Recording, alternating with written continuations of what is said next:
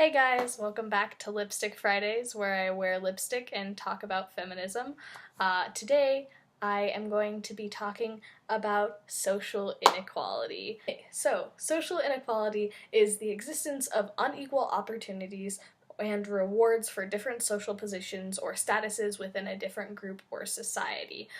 Now, while we don't have like a strict caste system in most countries of the world, there are still these inequalities that happen, and more predominantly in the United States and around the world, those come from race or gender or sexual orientation or religion or a number of other things.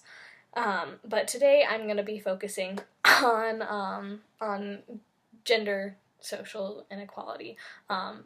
So how social inequality relates to feminism. As most of you probably know, it's a pretty common statistic to be thrown around. 77 cents on the dollar is what a woman makes compared to a man with similar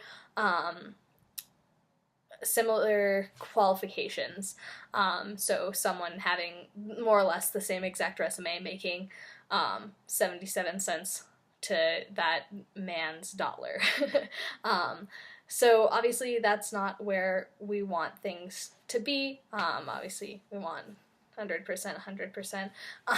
And a lot of people think that that is a statistic based on just like overall like men making more than women, because of like the fields that men kind of dominate, and that's an entirely different issue because women are steered away from those fields a lot when they're younger.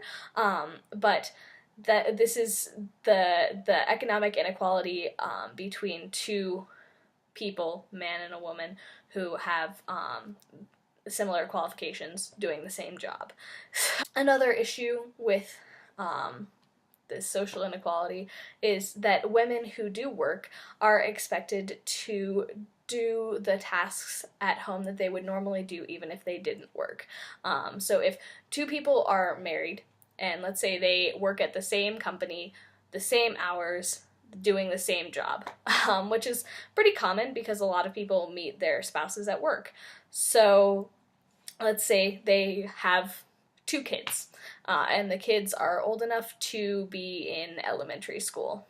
At the end of that day, when both the wife and the husband get home from work, more often than not, the woman is expected to cook dinner and take care of the kids and do everything else that she would be expected to do, all the cooking and the cleaning and the laundry and whatever else, that she would normally do if she didn't have a job. So it's like, well, you can have a job, but you still have all of these other responsibilities that you need to deal with, type of mentality. And that discourages a lot of women from working if they don't have to, because they're already pulling a full shift at home. So that is known as the second shift phenomenon. I'm not sure if it would should really be classified as a phenomenon, but it is a thing that happens. But that's just in the United States. And other similar countries. And it definitely happened in my household at home when I was growing up. My dad did cook, but that was pretty much the extent of it. He didn't do laundry, he didn't do any dishes, he didn't do any cleaning at all.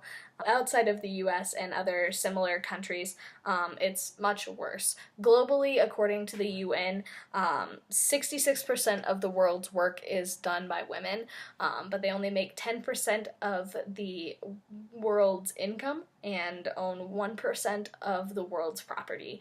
And this is obviously, it comes more from countries that are less developed or have more religious governments that cause women to be sold or to not be able to leave their houses or whatever. And it also comes from the fact that a lot of work that women do is not paid for. If the man has a job, he goes off and he does that and he gets paid. But a lot of what the women do, especially in like tribal societies, is like getting the water and getting, preparing the food, and it's not something that they're paid for, even though that is what they, what takes up their whole day and is providing for the rest of the tribe or the community or whatever. So globally, there's a lot more inequality and disadvantages but social inequality also comes in other forms. It has to do with people being catcalled on the street. It has to do with a pervasive rape culture that is in the US and other similar countries, but also around the globe. It has to do with the fact that women can't drive in Saudi Arabia. It has to do with the fact that there is a booming mail order bride service from Asia to the United States that's not regulated as it should be.